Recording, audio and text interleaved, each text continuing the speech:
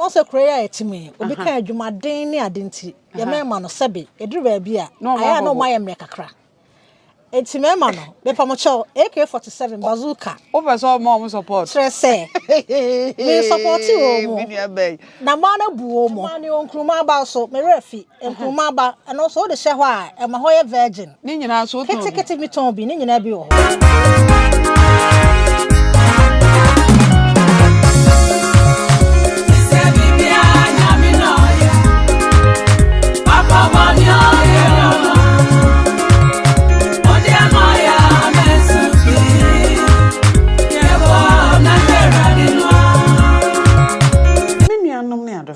ya boafo a aso yasne se emfa program fefefe emrewo eye africa.co.uk UPFRICA eye online business a omo ba beboa adwadifo ai enima bi a woton bia o qualify bomodin akọ mo website ho www.africa.co.uk enchechemu bia no obenya free ho afeye fi ho a ni ye ko pay angel money transfer omo so ba so omo ba beboa yen ni yetumi esen ni sika edi akoma ya dofo e wo Ghana o sen ni sika na ye free ye nyohwe enti bomodin a ne ko Google Play ana App Store ne ko download your app no na sha se sen no sika e ma renfio se wo sen ni sika no na obisa so promo code ye se ya ka se Julie Juu she ho insurance so ho se da chimbia wo yare anase wo pese wo nkoto aduro bia insurance no betue sika na ma me ka nipa wo fie wo gi sika no ono na beji sa insurance sika menuanom ni adofo a mo hwe Julie Juu TV se dia abre ni abre nyina ye ka kire mo no Julie Juu TV die ye wo ba bia yes se mo hwe TV na mo modern say mo be subscribe to your channel no mo wi a mo share ne mo like se mo yes aye dey e maye mo vim e maye mora ne boost ye immune system no amaye nya hoden da aye program for the abrel hwe me say ye de ne ma papa nko a ene de bremu bibia de beba bia no ye hu say ade no oye eno ne de aba ene dey ya sign aba Milton Keynes market o esan say emaba wa wo ho wo munim krom wo munim de eton ne ma papa nti ye ntimi nkofa obi kan nkwanchan ne ma bi anfa mremu ye wodwem ho se ya ba ye nua ba fe bi ne shop enti ye ne ba betwetwe nkomo na afa ya hwe ne a wo e de ma adofo ne etiefo ye nua ba Julie Juu TV ahwefo ne ye tiefo ye ma wakọ aba ye nua me nua ba na ho te se odo nyame adom na so nyame adom na why me pese obodin e de chadofo na adofo hu nipa ne kasa wodin de say me pa ocho me din de Jimaima me din ba konso ye na na machirewa Jimaima na nkrofo ni me mo okay wodin de na na machirewa ohun say ye wofa Kofi Anan na nko emso brofo din bi o ba odisie wo ye no so hwe me afre me Kofi Anan said ye be ya ye be hu say me ye Ghana ni enti to da bi wo ha aya na ye pese ye kan ye boy ye krom din no ansa afi ye wia ne ende de aka no ne ende ya taso enti wo say ofie din de nana amachirewa Mr. wo wadawroma meninsan ofre hefa me pa ocho me fi offense chichore oh na chese wo ya asanteni de hie pure okay na ebrebe na wo ye wa adwen se wo bebie shop e wa abrochi because abrochi baba wa so no te se wo watimia tete o mawremu a de bie shop se no enye easy ebrebe na wo ya wa adwen se opese obie shop me ye madwen se me ye mia madwuma ebra me wo me ba otoso me ensa that's right ana me hu se na me ye adwuma River Island na me hu se wo kwa adwuma stress any ade ne nkrahwe no ana me decide se me nyame amadwuma ameye ana nyame ye adom na akonya beto ho na obi ton ne shop na me toy wow eno ana me di remu okay na chese wo ye wadwen se wo be ye wa adwuma in future enti no wo hyase wo baabi ena wo toto because oboabo sika no a nti edu brese na wankasa opese obi wadwuma no na wanya sika obetim dia to shop no meboa ena wo de to shop na wa obi e wo shop pepepe good na obi e wo shop yi wobie ya na wo hya ase ekofa niema no gumu ana wobie ye no wonya abotre so okay niema bi sei na me pese me hu se wo bo wotrim po se e dey business wo ye wadwen se wo pese wo ye wa wadwuma no na botaye no wo ho se niema we na wo pese wo ton ana me ye se me adwuma no akonya e do ne mpa ko ton sa niema we ya okay eti me toye no mansesa no ano an se me de dem de bekeka ka ho okay ana eda so konenim na okay wo sha ase nso a wo to aso se nipa no ton shop ya wo ton ya ono wo to ya wo no so niema we ya no ton no wo sha ase se wo ton niema no niema ne ton ne ko sen oh nyame adom so far so good eye pa me hu se be ye because me am hwe wo shop ya Milton Keynes for ye wo kromo me say monim me say Queen Elizabeth may soul rest in perfect peace oh ye ne platinum jubilee no and na Milton Keynes ha wo ye city enti say Milton Keynes ye city o ai ye city enti ye wo krom first no ne ye town ai town dey so bia ka say grassy but say dey Milton Keynes for ye wo krom ye city ti say dey Accra ye city na Kumasi so ye city no Milton Keynes ye city na emma ene meme wo special man no omo jeja omo hu hwe oba besia wo se wo pese oton wono ankasa na de ene wotimi aboabo sika no aye adwuma nya sika de ato ne shop ena wafa eniema agum se oton enya ize ye nuaba waya de te se no eniam bibia akofan wo ho nyame adom bibia da na kwan so pepepe wa no okay enti se no se wo ya wa adwen se eniema ne san che se san na wakofa bia begum san na wakofa bia begum che se ye ma ne nsampo fi se oho for ma ho fefo se ma ho be ye fe enti esa na foforo nam so na se me am enti ne ma nso te o shop ha sei ebi ni ho de ebi ni ha oba ya de ope bia obenya good woton me ho se woton nwi woton ton de niema na woton Ghana bi me de Ghana bakro ma sei nyame adom so kra me obi mi wo nwi enwi e de boyeti de e de she wigs aye she papa Indian hair bibia bi wa ha say name it ubenya o Keniji Beauty wo shop ni din no wo say de say Keniji Beauty Keniji Beauty Keniji Beauty it's all about beauty program na I have heard mu ya my way program na I have heard mu ya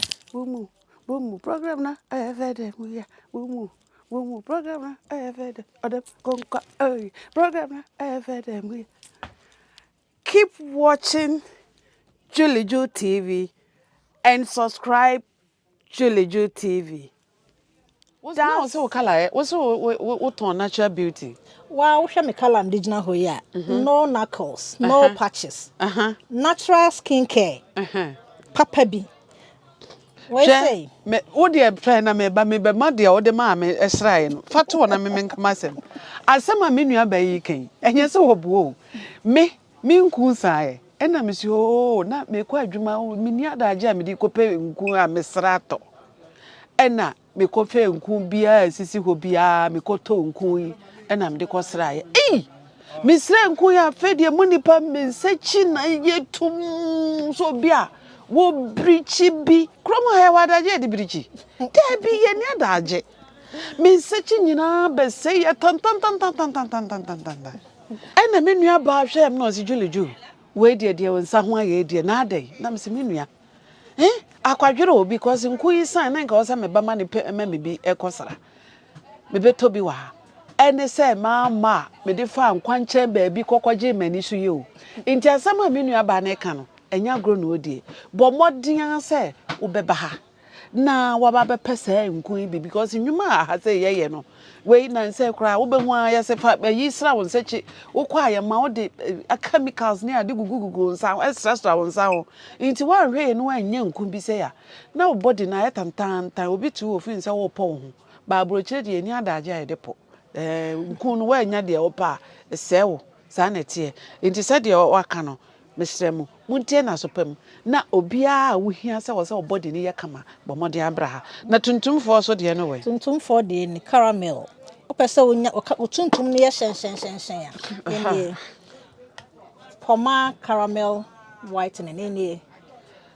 caramel poma mate poma bi di ni poma glow lightening pa o skin be hyen obi ehu oba tuntum bi ehu na tuntum de e fe da ho na se wanya caramel kakra e de afa so okay ene wo the real whitening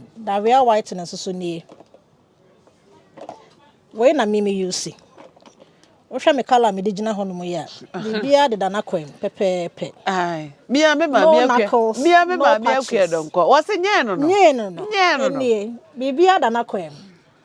enti ne sam na so ho obi ho no ma acne eku no we say we so dare on seminar ni wo de dware o kala ne ye fe wonya patches o ba bia efri wanim kosi wo na ase one color tuntum ni ba bia ena we say ena ye acne for no pimples ene ade omo serious acne no ya omo ko enko no Wouldn't acne no let me akane twi ama crofate pimples ase o manimu no because obi o ha no ntiase pimples ase o manimu no wo bedware a wo de an se 10 minutes a wo kakodwa na de aye wanim stretch marks wo de ye wo ho no wadware e be pepa no bibia be ko kama wow e de ye good o papa skin natural skin product Keniji Beauty pe na wo benya no Keniji Beauty is all about beauty. And I say, knuckle so. Obi wo ha ne knuckle na yetuntum we ne hwe nye yie. Wo de we say keka e be wa ne kama. Empo no but pepa no kama. Wow. And I say leave-in conditioner. And also a Keniji Beauty product. Leave-in conditioner. Try me hair work. Kasa me nua ba kasa na. Leave-in conditioner we so. So wo wig na sa ida dampa. Wo de yemu a eno anaye mo no. Kelly wig sa ida da kra na wo de wash na fa yem. O sa nya wig mo no. Good. Natural hair. Wo de yemu a na aye ne mremremre. Me mama ya me nsa na me bo mu ti a na me bre.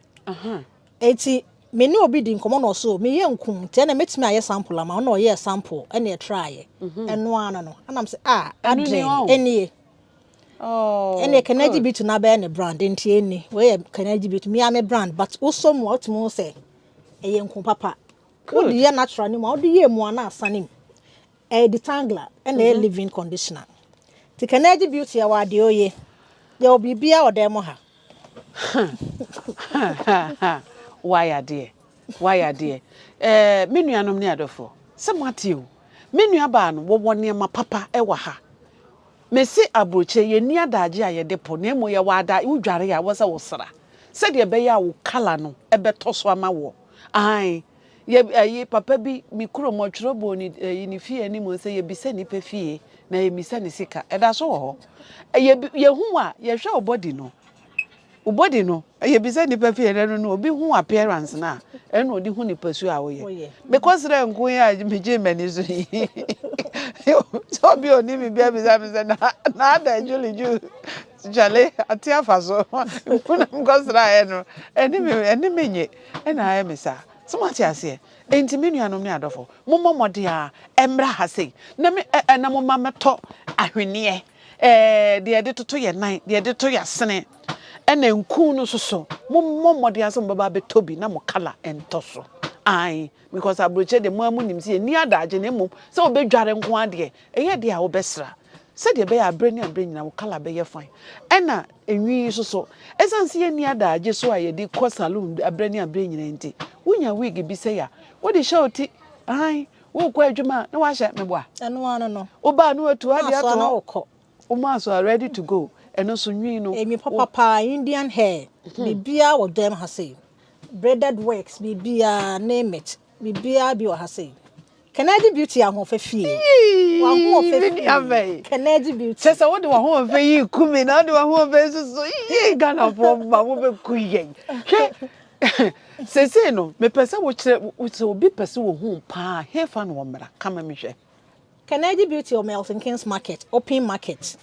O the only drew market no more. So we Keniji Beauty. And I said Jemima, Obia do bebaho. And I say, Opeso tour online so visit www.Keniji Beauty. Oko online your honum, Facebook your ho, YouTube your ho, Instagram, TikTok, baby, Keniji Beauty your honum. You didn't hear baby. Keniji Beauty, mu okrom.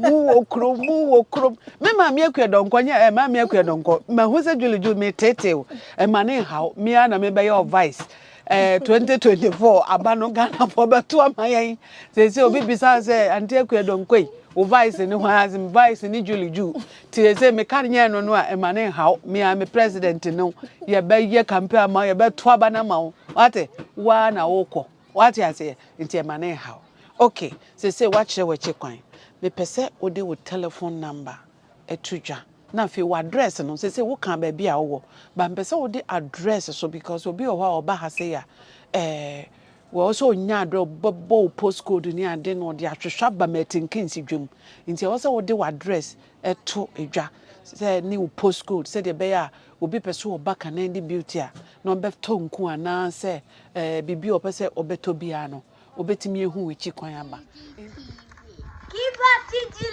The telephone number is 077 4801 9986. And now oh hwehwe so wonye ra oboshem ofi ba bi na eba boshem Milton Keynes open market e do beba straight wonye dro market no mu a opa obepark o the point opark o the pointer obetimi aba opark o food center obetimi aba ti ba bi abedru bia dey also hwehwe Jemima the door over straight enya yira kwai Bas bia be fu bia ba so the Milton Keynes market bia open market ye one Milton Keynes open market ye one. Okay. Ene me pese ochia wadofo. Me pese obi a wodo bia including with customers. Me pese ochia omu nyina. Oh, akonya odi ama media de broso. Ba me kasa me bobodin a ebinom be offended. Me say me customers ne doso. Okay. Etinya me nsura me customers nyina. Mo amabo me ma adwuma etumpo abedu sabre. Me di nyame damase. Bechia me kunu. Enadaro ma ne nyame adom. Ana ma me da so tia say nya ne supporter. Aka mantimi anya adwuma no. Oh, that's Eti Mr. Iba nyame nsura. Bechia me busuafo nyina me ma obi biara. Bidi nyame nsura ema obia bro nya nya nuri so minim se nyame do obia betwa amia sa ahia afefoforo no ti me de nyame da obi biara Julie Juu me de nyame da wase so mama kwanya de ento se na me gina ha TV so kasa okay. Me da wase wo camera Juu too na Julie Juu TV ni ahwefo mo so munyi mutu na wabusuafo se bro nya ba wabusuafo wo Ghana wo so hwew me pese wo chia wo. Oh, me mama abresa. Oh me.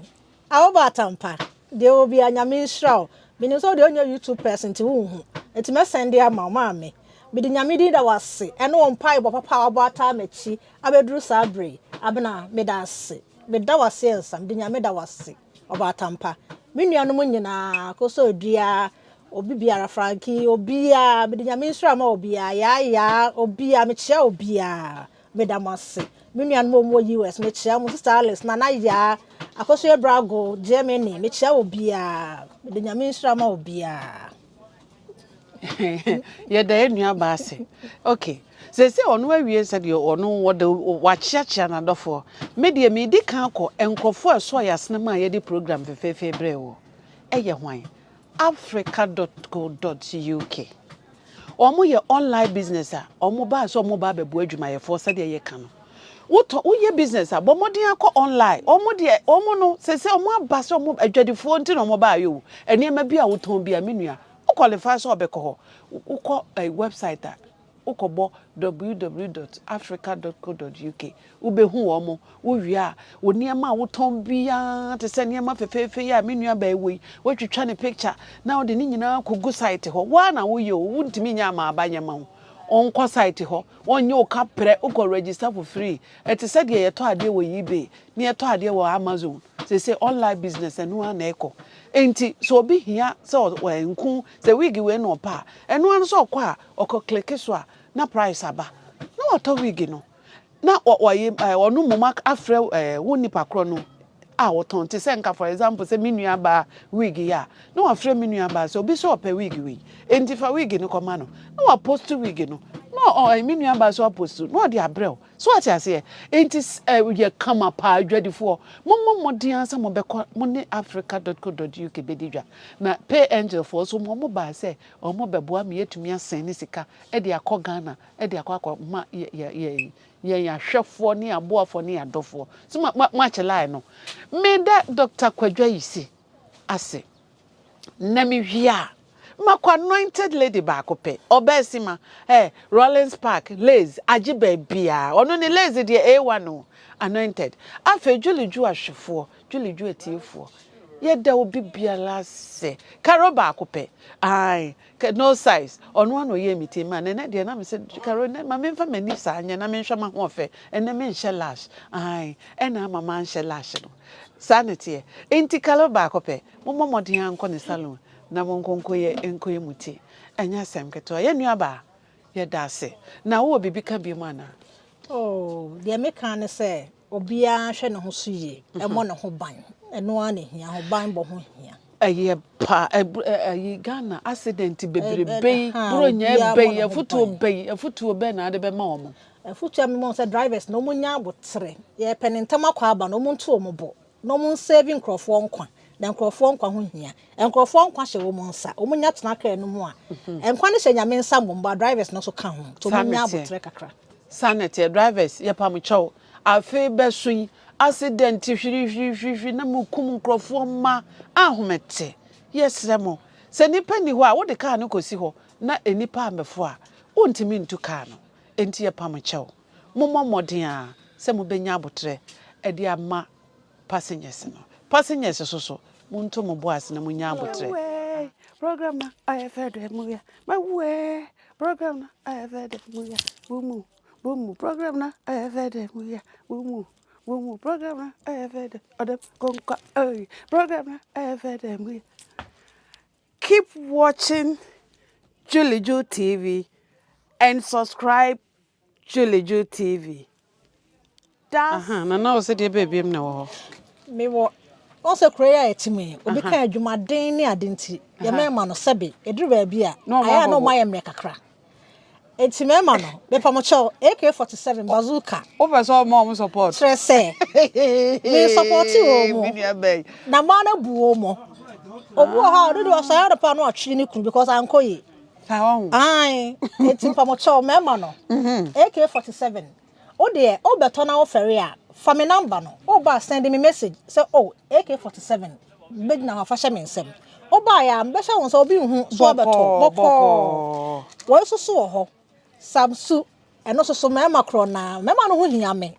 enti wo krai wo nim se me ma no wo mo bi bre eti ho hia me pa e na wo susu ye me makro na we powder Udi kakra bi egu kokomu anansa baby udi go ansu udi fagu atres na fa on saifa na fa fifa ade na no keke 30 minutes afa ban beka so ma me support o danka na yesa akoyi wensu ho hey mama ma to secret o de mama so ma ho won so mama secret won se oba na se de won support o danka oh mi ra me support o kakra okay ye nua ma no so sabe oko jaw nan ajanan bia no na duru ba bia yetimi se sa yare free honom white any ade ento wo de an se fagu kokom nanom ana se fagu timu nanom eno ano no ebe kio bibia na chese no so ma anya white baby we white okay white dropper wo white ni serious one kra betu ase abrochirefo ye say yaka emma na emma no so yeso ye bre yeso ye adwumadere na ekekawo Papa bi do to adro me fa wade o kaneshi market no uka na wudwi na ena makai me nim so da so etowa o duru ha o si okay no so free tro no ogbo o say obi nem kromu na so titi ni to na ma na so eye krodo so ni to wunyi na krodo so ahe no pasa enti ebi ni we no so the same thing na ma no ferry a wo de uduru ha text me o text me oh white draw no oh yeah me yes ade mama We so sa ye white edro e very good. We wo de bokotin mo white na ba serious a ye hwe nye ye no. For bokotin mo keke ne fa fefa. Eno ano no wa hwie. Wow. Now we Bibia de na kwem. okay. Asa na bi wo bio. Ye hwie. Ti say ye hwie. Hey, mini ambanie. Mini Na no ho hia ye. Secret no am de amamo no. Ba je mo bi ho obi ansa ne de. Ai, we wa mama bi, wa mama bi. Ye nua no mema no. Mo ankasa mu nim adwumade na wo krom ha sey. Ema ni onkruma ba so me refi onkruma ba and also the she ho a ema ho ye virgin ni nyina so to kete mi ton bi ni nyina bi ho na wo no ni nyina ema se ho ye kete ahemfie ho no na de ba ha se ana ni nyina free Ghana onkruma ba ye natural product natural herbs e no ma ye no ma obi o atra must be any onkruma ba omoton railways ne so sabi pepe for ma no aha kete bi sa o de so onkruma ba me ni ma de kro na chese ahemfie ho aye kama ni nyina bi wa ha me nua no because I virgin me nua no ma samati o mo ate se wo de ma ma no mo so wo de mo de ama mo wo so wo mpese ne bubofu wo yo ba da padwumade na e ma so kru nsisi no ntwa kona we mfa ho bo modin abra ne beto ma so de me nua ba wo bibi ka bi mu ana nyame adomodaro mo se me wie de me refi bia obi aba ha de ope bia obenya wo de bra wo nya banko obenya de ope okay me nua no me adofo ahaya na Julie Juu TV iye di mo besi ye nua ba papa bi wo se wo ne ewie wo se wo wie de wo se wo ka bia enti no me se sa wo hwe Julie Juu TV a me bo ho bi mu bo modin a na subscribe to your channel no share like it na ma comment mo yesa ye dey ema ye more vim ema ye mora na busi ye immune system no ama ye nya hoden da aye program foforo e de abremo ye da mo ase bebre ahaya na edim bese me nua ba mababa